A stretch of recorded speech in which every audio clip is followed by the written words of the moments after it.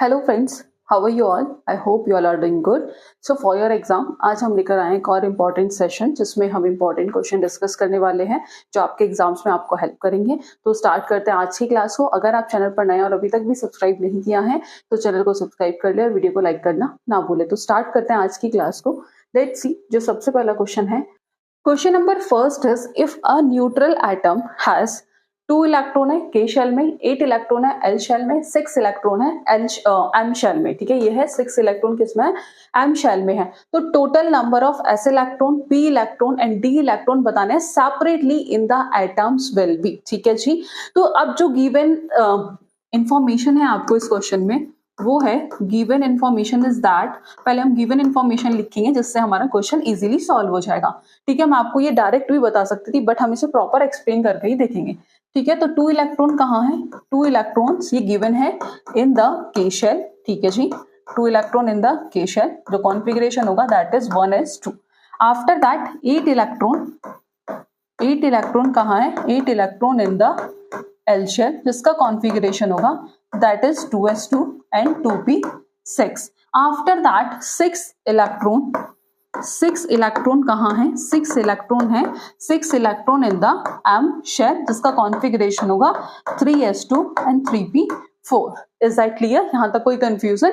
तो ये इंफॉर्मेशन आपको गिवन है. आफ्टर दैट हमें total number of S electron, P electron and D electrons find out करने हैं. ठीक है, तो उसके लिए हमें सबसे पहले क्या करना पड़ेगा? उसके लिए हमें सबसे पहले जो हम करेंगे उसमें हम क्या करेंगे? Counting electrons by orbital type. ठीक है जी, उस केस में हम क्या करेंगे?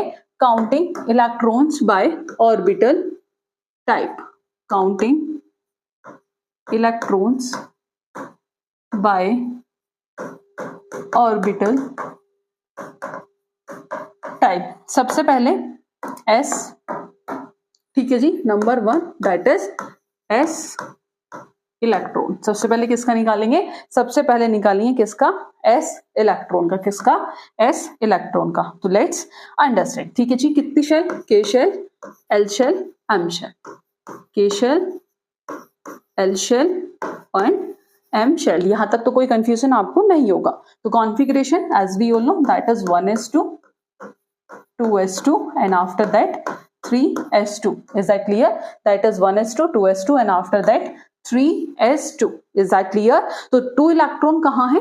2 इलेक्ट्रॉन है इन द, ठीक है ये देखो आप इसमें, तो जो 2 इलेक्ट्रॉन है वो किस में है? वो है 1s ऑर्बिटल में. तो 2 electron in the 1s orbital, 1s orbital. After that 2 he electrons कहाँ हैं? 2 electron in the 2s orbital and after that 2 electron in the 3s orbital. और यहां से क्या निकालेंगे? Total number of s electron.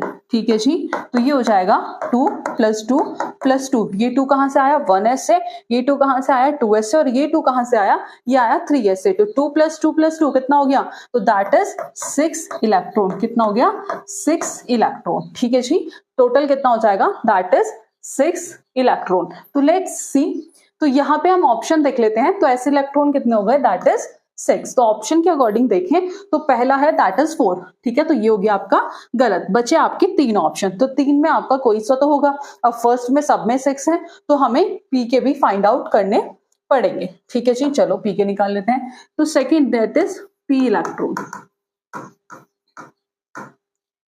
P electrons let's discuss. That is L and M. ठीक है जी, that is L shell, M shell. L shell और M shell. तो L shell as we all know that is 2p6 and 3p4. ठीक है जी, 2p6 and 3p4. यहां तक कोई कंफ्यूजन आपको नहीं होगा. ठीक है जी, तो 6 इलेक्ट्रॉन कहाँ है? 6 electron in the 2p orbital, 2p orbital. और 4 इलेक्ट्रॉन कहाँ है? 4 electron in the 3p orbital, 3p orbital. यहां से हम क्या निकाल लेंगे? वो same total number of p p electron, तो सिंपल है 6 + 4, 6 कहाँ से आया फ्रॉम 2p ऑर्बिटल, 4 कहाँ से आया फ्रॉम 3p ऑर्बिटल, और 6 और 4 कितने हो गए, दैट इज 10 इलेक्ट्रॉन, कितने हो गए, दैट इज 10 इलेक्ट्रॉन। यहाँ तक शायद आपको कोई कंफ्यूजन नहीं होगा, ठीक है, अगर कोई है तो आप कमेंट बॉक्स में भी पूछ सकते हैं। तो यहाँ कितने हो गए, 10 इलेक्ट्रॉन। तो फिर से ऑप्शन देख लेते हैं, तो इसमें है 6, 8, 1, तो ये भी गलत हो गया। अब बचे 2 ऑप्शन, यहाँ पर भी 10 है, यहाँ 10 है, बट अब हमें किससे कैलकुलेट करने हैं, D electron. So as we all know, अभी हमने एस के भी निकाल लिए एंड पी के भी निकाल लिए। अगर हम बात करें किसकी, डी इलेक्ट्रॉन्स की, तो बात करें द गिवन कॉन्फिगरेशन, जो आपको कॉन्फिगरेशन गिवन है, the given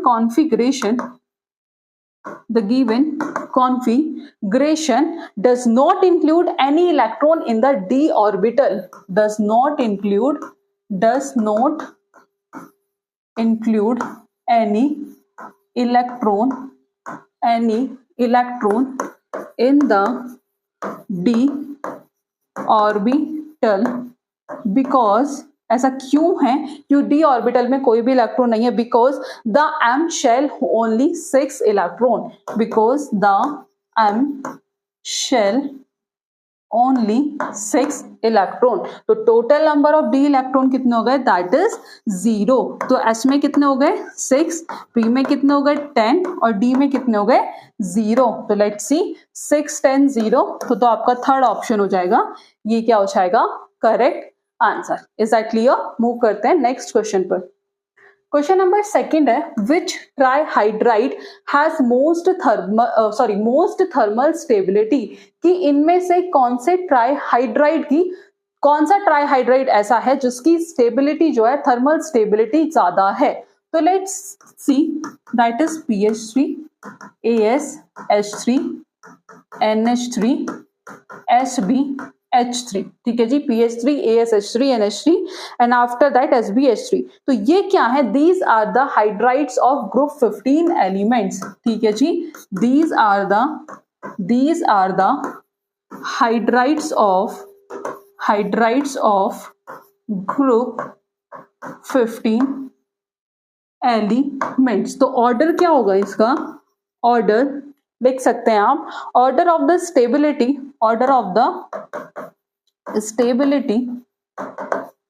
तो वो होगा that is NH3 PH3 ASH3 after that SbH3। तो that is the order of stability. तो अकॉर्डिंग टू दिस, ये NH3 जो है, NH3 एक ऐसा ट्राईहाइड्राइड है, हैज मोस्ट थर्मल स्टेबिलिटी। तो इसके अकॉर्डिंग जो आपका थर्ड ऑप्शन होगा, ये क्या होगा, सही आंसर।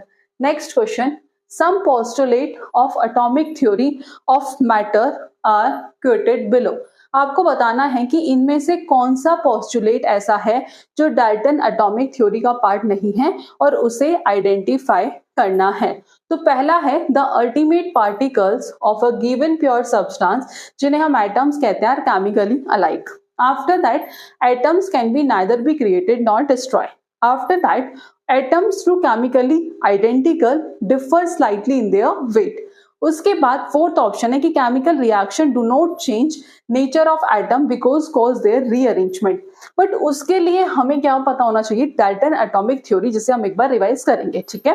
तो जो पहला पॉइंट है कि जो मैटर है वो किससे मिलके बने हैं, matter is made up of microscopic indivisible particle, जिसे हम एटम्स कहते हैं, that can not be created nor a destroy. ये भी हमने स्टडी किया था। आफ्टर दैट कि जितने भी atoms, all the atoms of an element, उनका जो मास होता है वो आइडेंटिकल होता है और उनकी फिजिकल और केमिकल प्रॉपर्टीज भी क्या होती है, आइडेंटिकल होती है। आफ्टर दैट कि जो एटम्स होते हैं ऑफ डिफरेंट एलिमेंट, उनका मास भी डिफरेंट होता है, फिजिकल एंड केमिकल प्रॉपर्टीज भी डिफरेंट होती है।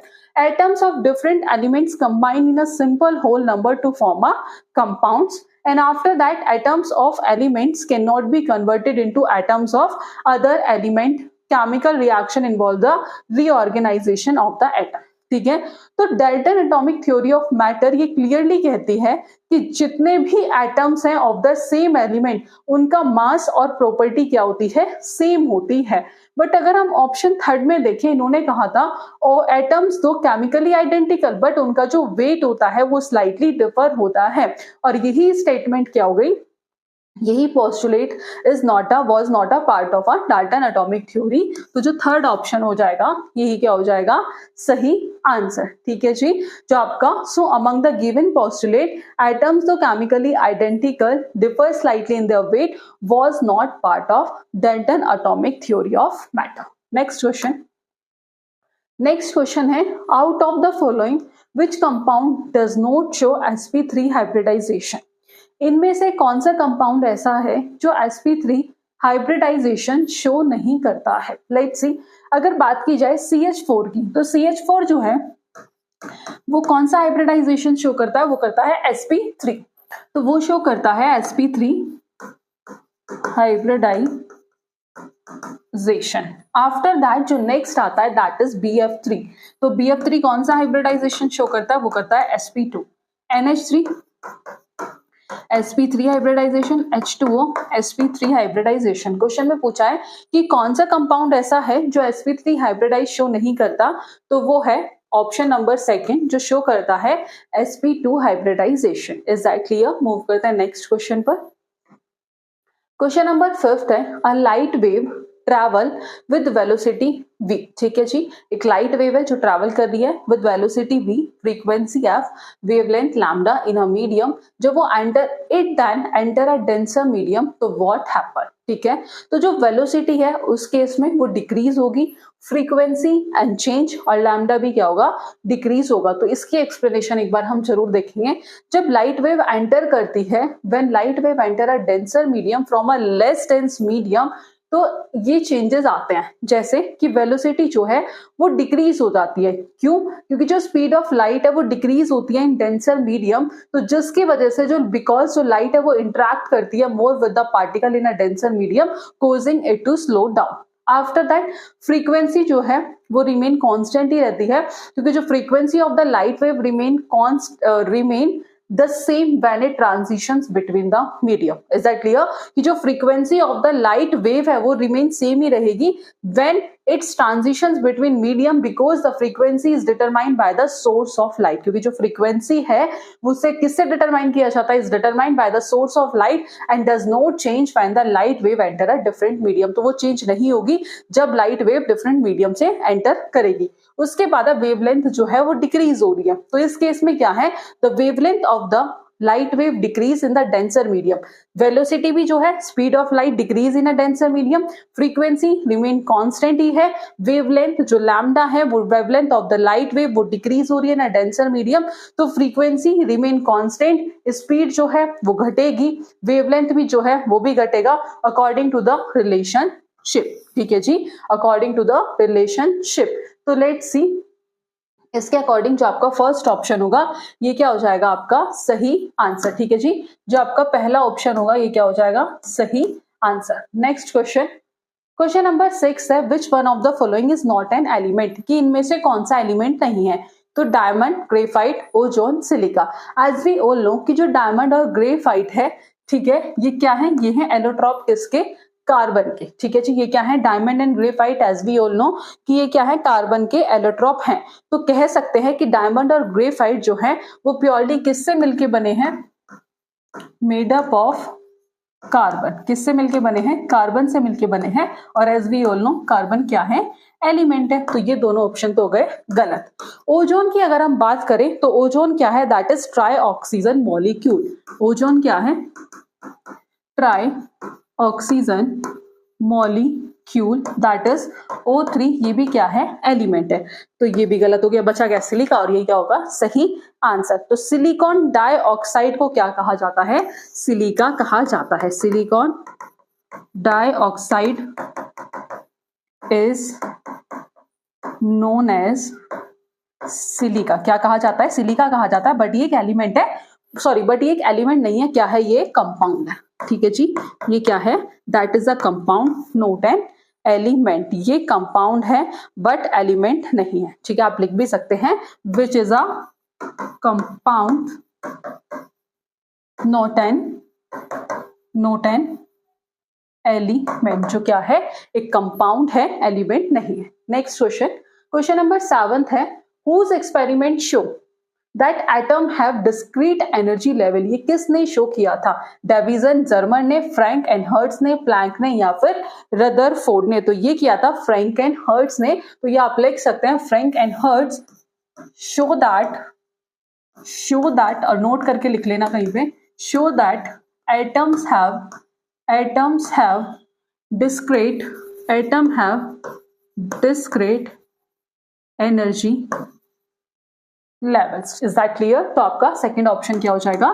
Correct answer. Next question, Newton law of cooling is an approximate form of Wien displacement law, Stefan's law, Kirchhoff law या फिर जीन्स लॉ? तो ये किसके अकॉर्डिंग था? ये था स्टीफन लॉ। तो Newton law of cooling is an approximate form of Stephen law. तो जो आपका सेकेंड ऑप्शन होगा ये क्या होगा? सही आंसर। नेक्स्ट क्वेश्चन है, which of the following species can act as a Bronsted acid? इनमें से कौन सी स्पीसीज ऐसी है जो ब्रॉन्स्टेड एसिड की तरह क्या करेगी? एक्ट करेगी। तो मैंने आपको थ्योरीज कराई थी, लेविस अर्हीनियस की theory, Lewis acid base theory and after that Brønsted लॉवरी theory. ये मैंने आपको पूरी एसिड बेस के रिगार्डिंग जो भी थ्योरीज थी वो मैंने आपको कराई है। आई होप आपने क्लास देखी होंगी, और नहीं देखी तो आप जाकर देख सकते हैं, जिसका लिंक आपको डिस्क्रिप्शन बॉक्स में मिल जाएगा। बट यहाँ से क्वेश्चंस आते हैं तो please don't skip this part, आप जरूर देखिएगा, वहीं से आपके कॉन्सेप्ट क्लियर हो जाएंगे और आप इजिली क्वेश्चन भी सॉल्व कर पाओगे। चलो क्वेश्चन पे आते हैं। तो फर्स्ट ऑप्शन है, ठीक है, तो जो आपको पहला ऑप्शन दिख रहा होगा, ये आपको दिख रहा होगा कि ये क्या है? कार्बोकेटायन। ये कैसा है? ये एक कार्बोकेटायन है। और बीइंग अ कार्बोकेटायन ये किसकी तरह एक्ट करेगा? ये करेगा ब्रॉन्स्टेड एसिड की तरह। बीइंग अ कार्बोकेटायन ये किसकी तरह एक्ट करेगा? ये करेगा ब्रॉन्स्टेड एसिड की तरह। तो इसके अकॉर्डिंग जो पहला ऑप्शन होगा ये क्या होगा? सही आंसर। लेट्स सी, CH2H, ठीक है जी, ये भी क्या हो गया? CH3। बीइंग अ कार्बोकेटायन ये किसकी तरह एक्ट करेगा? ये करेगा ब्रॉन्स्टेड एसिड की तरह। किसकी तरह? ब्रॉन्स्टेड एसिड की तरह। तो लेट्स सी, ठीक है, ये किसकी तरह एक्ट करेगा? ये करेगा ब्रॉन्स्टेड एसिड की तरह। लेट्स सी, तो ये क्या हो जाएगा? ये हो जाएगा दैट इज CH3 पॉजिटिव, और यहां आपने देखा होगा ये इस पर अटैक किया तो ये फॉर्म करेगा that is CH2 negative plus HOH। यहां तक कोई कंफ्यूजन आपको नहीं होगा, ठीक है जी। और आफ्टर दैट ये क्या फॉर्म करेगा? ये फॉर्म करेगा एल्कीन। क्या फॉर्म करेगा? ये फॉर्म करेगा एल्कीन। कैसे? Let's see, that is CH3C, ठीक है, ये क्या फॉर्म करेगा? ये फॉर्म करेगा एल्कीन, ठीक है जी, दैट इज एल्कीन। तो बीइंग अ कार्बोकेटायन ये किसकी तरह एक्ट कर रहा है? Act as a Bronsted acid. जो आपका पहला ही ऑप्शन होगा ये क्या हो जाएगा? सही आंसर, ठीक है जी। जो आपका फर्स्ट ऑप्शन हो जाएगा ये क्या हो जाएगा? That is the correct answer, ठीक है। तो यहां तक आपको कोई कंफ्यूजन नहीं होगा। लेट्स सी, बात कर लेते हैं एक बार अर्हीनियस थ्योरी। तो एसिड वो सब्सटेंस होते हैं जो H पॉजिटिव आयन रिलीज करते हैं वाटर सॉल्यूशन में। बेस वो सब्सटेंस होते हैं जो OH नेगेटिव आयंस रिलीज करते हैं वाटर सॉल्यूशन में। उसके बाद ब्रॉन्स्टेड लॉवरी थ्योरी के अकॉर्डिंग एसिड वो सब्सटेंस होते हैं जो प्रोटॉन को डोनेट करते हैं, और बेस वो सब्सटेंस होते हैं जो प्रोटॉन को एक्सेप्ट करते हैं। लेविस थ्योरी में as any substance which can accept an electron pair, acid वो सब्सटेंस होते हैं जो इलेक्ट्रॉन पेयर को एक्सेप्ट करते हैं, और बेस वो सब्सटेंस होते हैं जो डोनेट करते हैं। तो ब्रॉन्स्टेड लॉवरी थ्योरी में हमने देखा था कि एसिड क्या है? प्रोटॉन डोनर है, और बेस क्या है? प्रोटॉन एक्सेप्टर है। एसिड क्या है? प्रोटॉन डोनर है, और बेस क्या है? प्रोटॉन एक्सेप्टर है। तो in an acid base theory each side of the equilibrium has an acid and base reactant and product, तो these may be neutral species or ion। तो ये क्या है? Acid base. तो ये क्या फॉर्म कर रहे हैं? कॉन्जुगेट बेस और कॉन्जुगेट एसिड। ये डिटेल हमने क्लास में एक्सप्लेन भी किया था। तो structurally related acid base pair such as HA and A negative और B नेगेटिव BH, इन्हें क्या कहते हैं? कॉन्जुगेट पेयर्स कहते हैं। तो मैनी कार्बोकेटाइंस, बहुत सारे कार्बोकेटाइंस फंक्शन किसकी तरह करते हैं? ब्रॉन्स्टेड एसिड की तरह। तो in its Bronsted acid role the carbocation donate a proton to the base. की जो कार्बोकेटाइन है वो क्या करते हैं? बेस को प्रोटॉन डोनेट करते हैं। Donate a proton to the base that is hydroxide ion and is converted to a stable neutral molecules having a carbon carbon double bond. तो यही आपको मैंने अभी एक्सप्लेन करके भी दिखाया था, ठीक है। क्या फॉर्म हुआ? दैट इज एल्कीन, ठीक है। तो बीइंग अ कार्बोकेटाइन ये किसकी तरह एक्ट कर रहा है, act as a Bronsted acid. Next question है, an electric heater draw a current of 10 ampere. Current कितना है, that is 10 ampere when connected to 220 volt 220 volt output terminal, its resistance is, क्या बताना है, resistance क्या होगा। तो as we all know from Ohm's law V is equals to IR, ठीक है जी। V कितना है, that is 220, that is 10 और resistance पता नहीं, तो resistance is equals to 220 upon 10, तो ये हो जाएगा दैट इज 10 टू 20, ये हो जाएगा 22 ओम, ठीक है जी। कितना हो जाएगा, दैट इज 22 ओम। तो अकॉर्डिंग टू दिस जो आपका थर्ड ऑप्शन होगा ये क्या होगा, सही आंसर।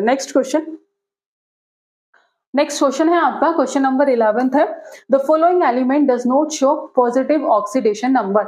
इनमें से कौन सा एलिमेंट ऐसा है जो पॉजिटिव ऑक्सीडेशन नंबर शो नहीं करता। तो इसके लिए आप एक पॉइंट नोट करके लिख सकते हैं, तो आप इजीली इसका आंसर भी बता पाओगे, यहीं लिख लेना नोट करके, ठीक है।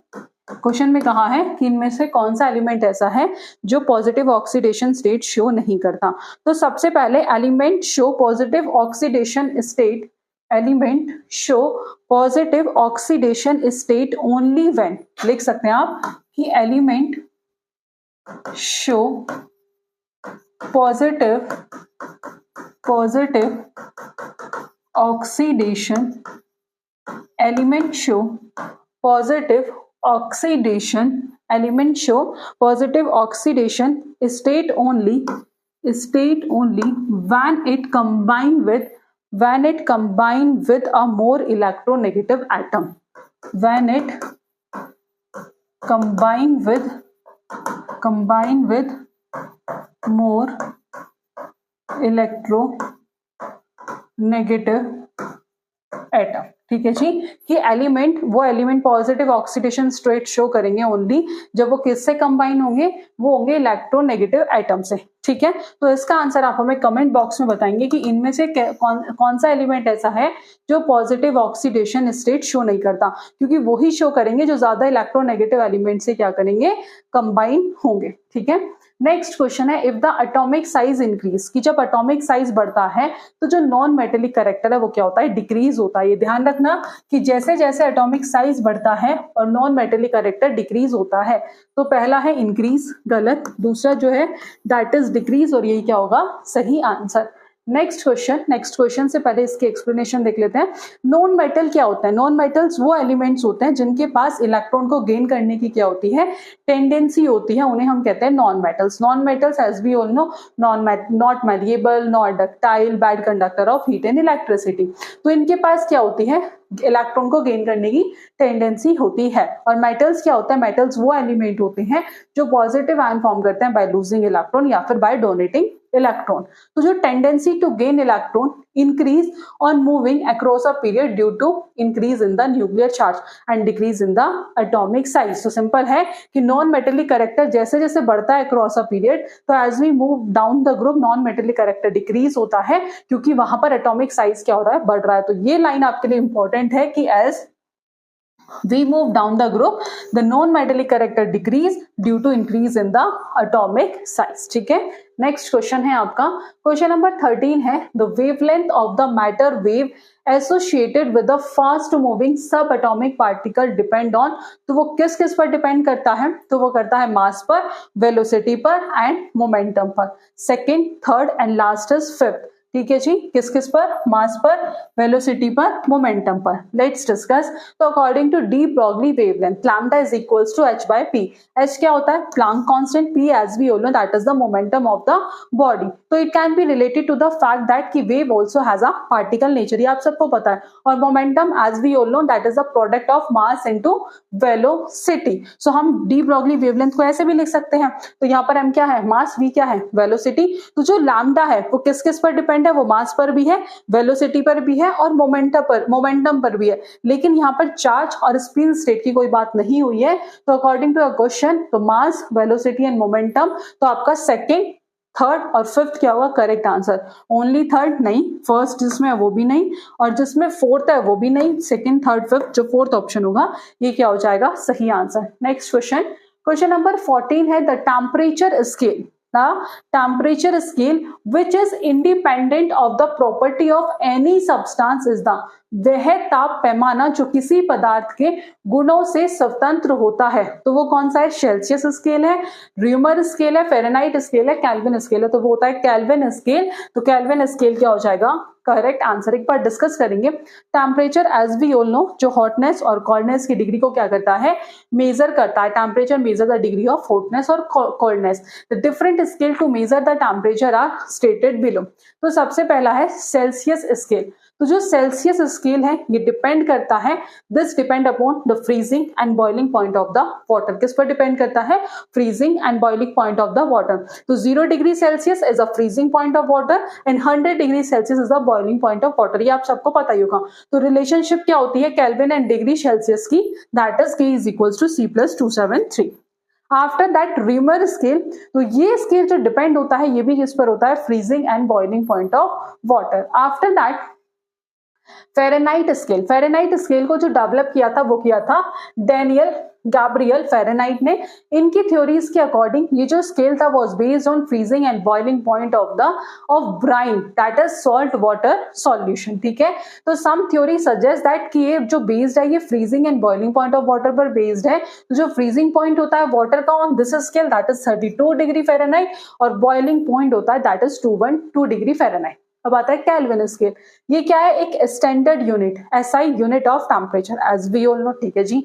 After that 0 K is called absolute temperature and temperature below this can not be achieve. तो ये जो स्केल है ये फ्रीजिंग, किसी भी सब्सटेंस के फ्रीजिंग और बॉइलिंग पॉइंट पर डिपेंड नहीं करता है। और क्वेश्चन में यही पूछा था कि as the temperature scale which is independent of the property of any substance is that is Kelvin scale. तो जो फोर्थ ऑप्शन होगा आपका वो क्या होगा सही आंसर।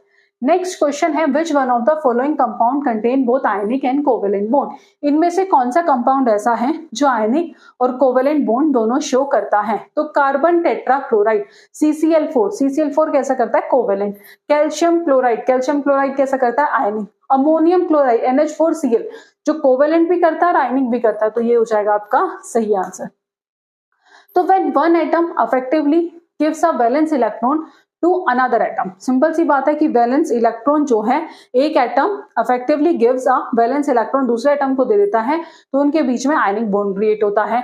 एटम शेयर इलेक्ट्रॉन, जब शेयरिंग होती है एटम्स की, ठीक है सॉरी, जब इलेक्ट्रॉन्स की शेयरिंग होती है तो कोवेलेंट बॉन्ड फॉर्म होता है। तो this sharing is equal in covalent bond that are pure. तो ये कुछ कंपाउंड है जो आयनिक और कोवेलेंट बॉन्ड कंटेन करते हैं, जैसे KCN पोटेशियम साइनाइड, ठीक है, NH4Cl ammonium chloride, NaNO3 sodium nitrate. तो ये कुछ कंपाउंड है, ये आप एक बार देख लीजिएगा, इसकी PDF आपको मिल जाएगी, जो आयनिक और कोवेलेंट कंपाउंड जो है, जो आयनिक एंड कोवेलेंट बॉन्ड जो है कंटेन करते हैं। नेक्स्ट क्वेश्चन है ethyl bromide on treatment with silver cyanide give, कि इथाइल ब्रोमाइड जब किसके साथ ट्रीटमेंट होगा? सिल्वर साइनाइड के साथ। किसके साथ? सिल्वर साइनाइड के साथ। किसका?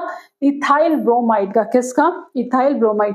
तो इथाइल ब्रोमाइड होता है that is CH3CH2Br, silver cyanide AgCN। तो ये क्या फॉर्म करेगा? ये फॉर्म करेगा CH3CH2 and triple bond C।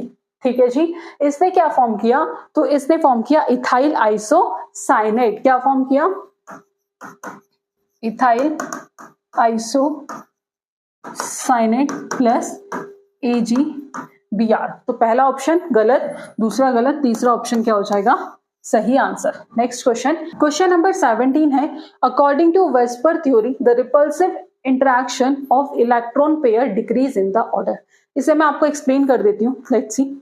तो valence shell electron pair repulsion theory के अकॉर्डिंग जो रिपल्सिव इंटरैक्शन होता है बिटवीन इलेक्ट्रॉन पेयर वो डिक्रीजिंग ऑर्डर में है इस मैनर में। तो सबसे पहले बात करेंगे लोन पेयर। यहाँ पर जो रिपल्शन होता है वो बहुत ज्यादा होता है। लोन पेयर बॉन्ड पेयर में जो रिपल्शन होता है वो इंटरमीडिएट होता है और यहाँ पे वीकेस्ट होता है। ठीक है जी। तो लोन पेयर के अंदर जो रिपल्शन होता है वो स्ट्रॉन्गेस्ट होता है, क्योंकि lone pair of electron are not shared between atom और ये ज्यादा स्पेस भी ऑक्यूपाई करते हैं अराउंड द सेंट्रल एटम।